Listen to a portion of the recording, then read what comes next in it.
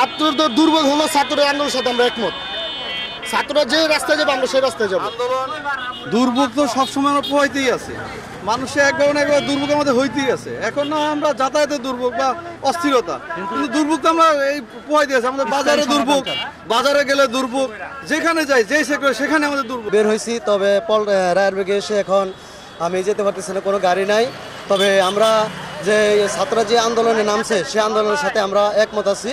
হ্যাঁ, আমাদের দুর্ভোগ হলো, তো আমরা এই আন্দোলনে আমরা একমত আছি। অফিস তো বন্ধ না, অথচ আমাদের অফিসে যাইতেই হচ্ছে, গাড়ি নাই, কোনোভাবে যাইতে যাওয়া। আপনারা কি চান এখন?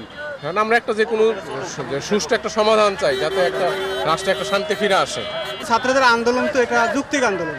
এই আন্দোলনে তো দেখছি আবহাওয়ার জনতা তাদের সাথে আছে, কিন্তু আমরা তো চাকরি করে যেতে হয়।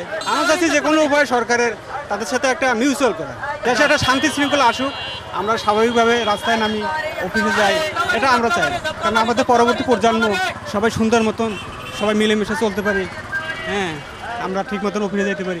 আমরা এটাই মানে যারা প্রশাসন আছেন, যারা সরকার রাষ্ট্র ক্ষমতায় আছেন, তাদের কাছে এইটাই আমাদের দাবি। কেউ বেশি দেয়, কেউ কম দেয়, অন্য সবার লগে তো আর ঝগড়া করা সম্ভব না। যে যা দেয় বিসমিল্লাহ করে লয়ে লই।